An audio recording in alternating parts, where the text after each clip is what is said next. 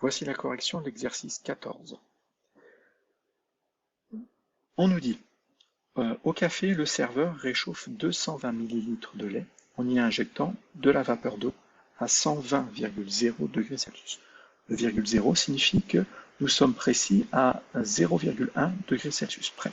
C'est-à-dire qu'on est certain qu'on avait 120 degrés Celsius, virgule 0.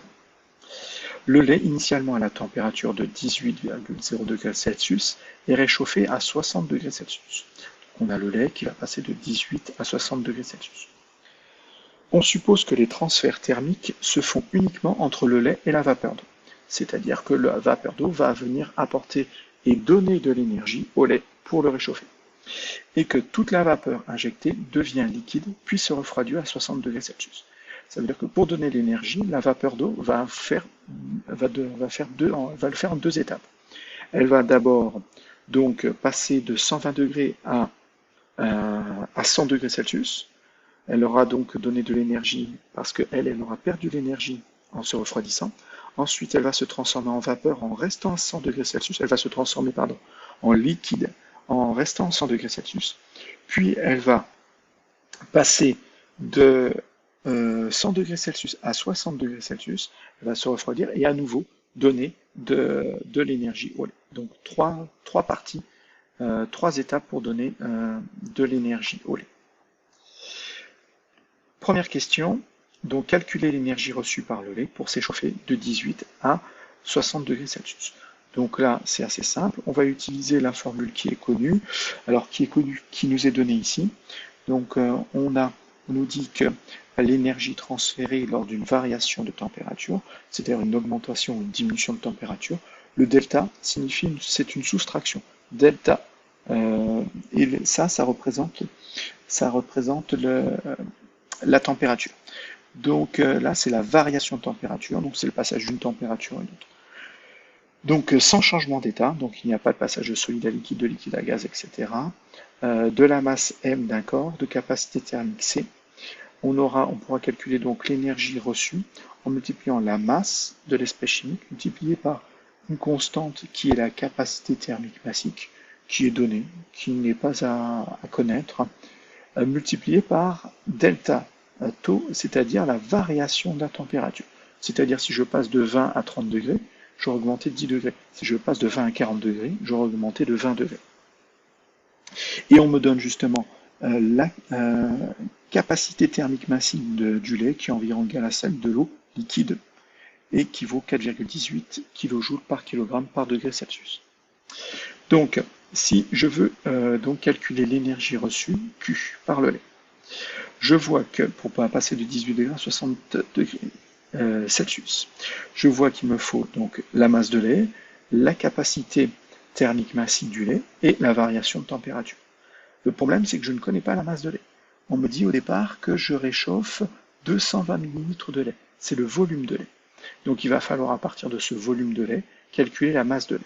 Ça tombe bien, nous avons la masse volumique de lait, c'est-à-dire qui vaut 1,00 kg par litre, c'est-à-dire que 1 litre de lait pèse 1 kg. Donc on va commencer par calculer donc la masse de lait. Je la marque ici, donc petit m lait. La masse volumique du lait est égale à la masse du lait divisé par le volume de lait. Donc la masse de lait est égale à la masse volumique fois le volume de lait. La masse de lait, c'est donc le 1,00 ici, donc la masse volumique, multiplié par 220, parce que j'ai un volume de 220 ml, donc 220 que je multiplie par 10 puissance moins 3 pour le placer en litres, parce que ici j'ai des kilogrammes par litre, donc le volume qui est en millilitres doit être placé en litres en le multipliant par 10 puissance moins 3. Ce qui me donne une masse de lait de 2,20 fois 10 puissance moins 1 kg, ce qui fait 0,22 kg. Donc maintenant, je vais pouvoir, connaissant la masse de lait, ce qui me manquait pour appliquer la formule du dessus, je vais pouvoir calculer donc l'énergie reçue par le lait. Donc masse de lait fois capacité thermique massique multipliée par Ah, il y a une erreur ici. Ici, c'est une soustraction, c'est un signe positif, mais un signe négatif.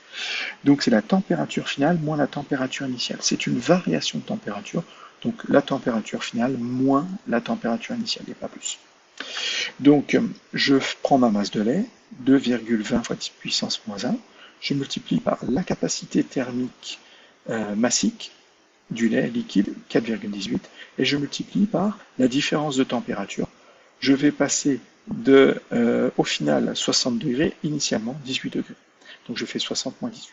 Et j'obtiens 38,6 et j'obtiens des kilojoules. Je n'ai pas converti la capacité thermique massique qui était en kilojoules. Je l'ai laissé en kilojoules, donc j'obtiens des kilojoules. Question 2a. Donc exprimé en fonction de la masse, petit m de vapeur injectée, l'énergie libérée par cette vapeur en se refroidissant jusqu'à 100 degrés, l'énergie libérée par cette vapeur en devenant liquide, l'énergie libérée par l'eau liquide formée en se refroidissant de 100 degrés à 60 degrés Celsius. Donc je disais tout à l'heure, c'est que l'eau va apporter de l'énergie de trois manières. En refroidissant de 120 degrés à 100 degrés, et on va calculer l'énergie donnée libérée par l'eau de cette façon, pour ce passage pour la vapeur, donc de 120 degrés à 100 degrés. Donc l'énergie libérée par l'eau sous forme gazeuse, c'est la masse d'eau gazeuse, fois la capacité thermique massique de l'eau gazeuse, fois la variation de température. La variation de température, c'est toujours température finale moins température initiale. Donc ici, on passe de 120 à 100 degrés, donc c'est 100 moins 120 degrés. Et je vois qu'ici, je vais obtenir moins 20 degrés, parce que la température finale est plus petite que la température initiale. Ce qui montre bien que l'eau va perdre de l'énergie. Ensuite, de la même façon, avec de l'eau liquide, quand on aura l'eau liquide à 100 degrés Celsius, on va avoir, une fois que l'eau sous forme de vapeur est transformée en eau liquide, elle va passer de 100 degrés Celsius à 60 degrés Celsius et elle va apporter au lait de l'énergie simplement en se refroidissant. Et donc, de la même manière, on va avoir donc la quantité d'énergie apportée par l'eau liquide, c'est la masse d'eau liquide, fois la capacité thermique massique de l'eau liquide, fois la variation de température. Et la variation de température, ça va être donc, on passe de 100 degrés à 60 degrés, donc c'est 60 moins 100, et donc on va aussi avoir quelque chose de négatif ici. D'accord? Et pour la question de B, l'énergie libérée par cette vapeur en devenant liquide.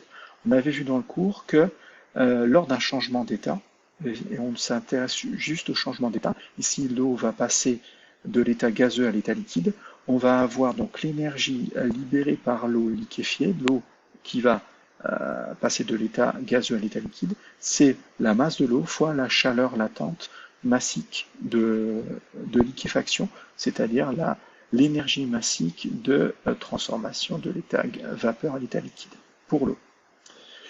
Ça va être donc la masse de l'eau, et la masse c'est petit m à chaque fois, vous avez vu, et multiplié par moins 2257 qui m'est donné ici. C'est l'énergie massive de liquéfaction de l'eau, donc c'est moins 2257, et je reste en kilojoules aussi, donc j'aurai un résultat en kilojoules.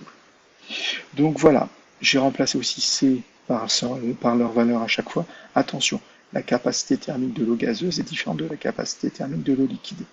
Ici c'était 1,89, ici c'est 4,18. Donc j'ai trois expressions avec M. Il ne me reste plus qu'à remettre la masse d'eau et je peux calculer l'énergie apportée par l'eau au lait. Et d'ailleurs, ça va être ce qu'on va me demander dans la question 3. Donc, à l'aide d'un bilan des échanges énergétiques, calculer la masse petit m de vapeur d'eau que le serveur a injecté dans le lait. Donc, ici, vu qu'ici j'ai toutes mes énergies en fonction de m, mon bilan énergétique va me dire quoi? Il va me dire que la somme des énergies transférées est nulle entre les différents corps. On va avoir l'eau qui va donner de l'énergie de trois façons différentes, et on va avoir le lait qui va recevoir cette énergie. Et bien la somme de tous ces transferts thermiques, c'est-à-dire de tous ces Q, sera égale à 0. Donc l'énergie thermique reçue par le lait, plus l'énergie donnée par l'eau sous forme gazeuse, plus l'énergie de liquéfaction de l'eau, plus l'énergie donnée par l'eau sous forme liquide, est égale à 0. Donc j'ai toutes ces énergies, je les ai en haut. Là, on a l'énergie reçue par le lait, on a les énergies liées à l'eau, elles sont ici, mais je ne connais pas petit m, la masse d'eau. C'est d'ailleurs ce qu'on va me demander de calculer.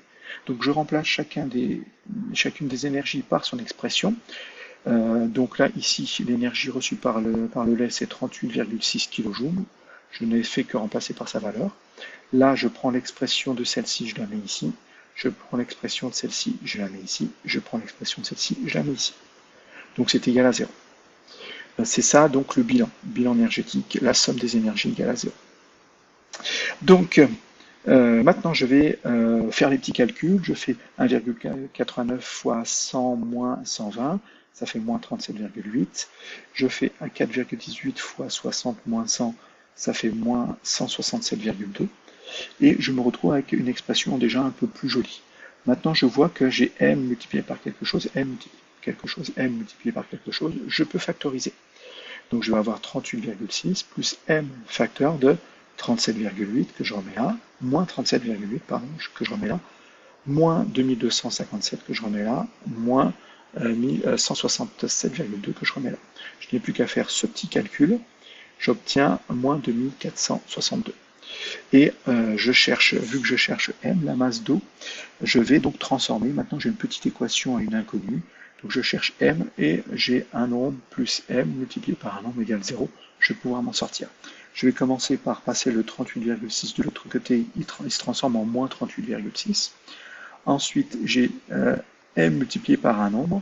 Et pour le passer de l'autre côté, il va falloir diviser par ce nombre. Attention, donc, on divise bien moins 38,6 par moins 2462. Donc j'ai divisé par moins 2462. Ce n'est pas quelque chose de négatif qui devient positif ici. C'est une multiplication qui devient une division. Et en faisant le calcul, j'obtiens m qui est égal à 0,0157 kg, c'est-à-dire 15,7 grammes.